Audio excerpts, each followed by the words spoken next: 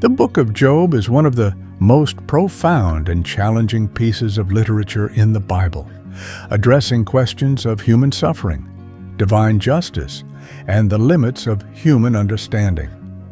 While many are familiar with Job's endurance and ultimate restoration, there is a deeper and often overlooked lesson that cuts to the core of our assumptions about God, morality, and the human condition. This lesson invites readers to rethink the nature of faith and the purpose of suffering in a way that transcends conventional wisdom. The narrative begins with Job, a wealthy and righteous man, being caught in a celestial wager between God and Satan. Satan asserts that Job's faithfulness is merely a byproduct of his blessings. To test this claim, Job's wealth, health, and family are taken from him in rapid succession. Despite his immense suffering, Job initially refuses to curse God. However, as his ordeal drags on and his friends offer unhelpful and accusatory counsel, Job begins to question the fairness of his plight. Most readers focus on Job's patience and the eventual restoration of his fortunes, seeing the book as a testament to enduring faith and divine reward. But beneath this surface narrative lies a more unsettling and transformative lesson. Job's friends, Eliphaz, Bildad, and Zophar, embody a simplistic understanding of divine justice. They insist that Job's suffering must be a result of sin, as they believe in a rigid cause and effect relationship between morality and fortune. Their arguments are persuasive on the surface, reflecting a worldview that many of us unconsciously adopt. Good things happen to good people, and bad things happen to bad people. However, the book of Job systematically dismantles this notion. God rebukes the friends at the end of the story, declaring that they have not spoken truthfully about him.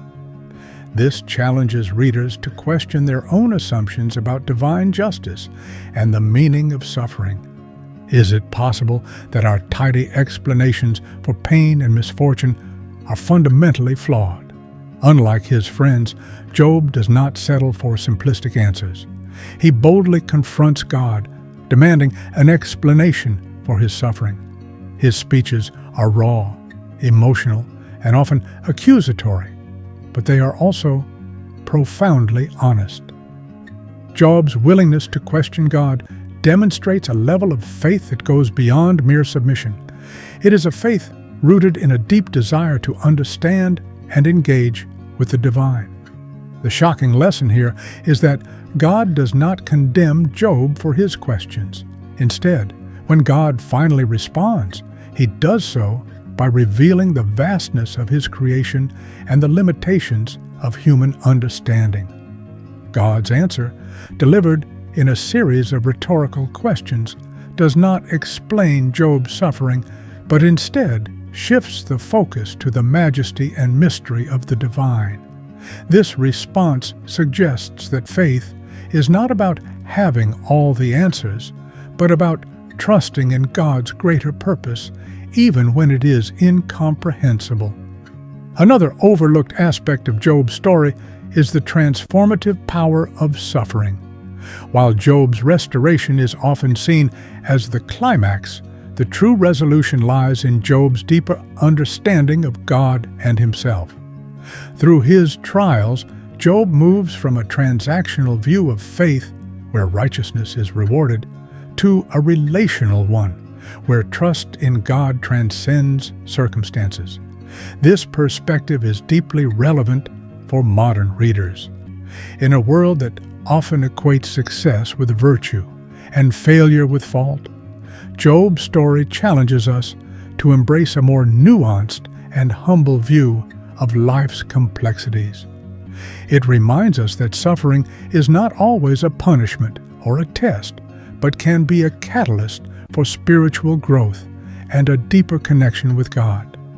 Perhaps the most shocking and overlooked lesson in the book of Job is that God engages with humanity, even in its anguish and doubt. While Job's friends rely on doctrinal platitudes, God's response to Job is personal and profound.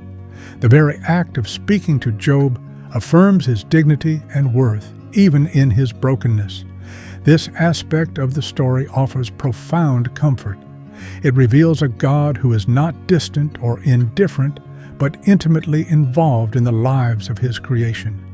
It also underscores the importance of honest dialogue with God, suggesting that true faith is not about suppressing doubts, but bringing them into the light of divine presence. The book of Job defies easy answers and ultimate goodness.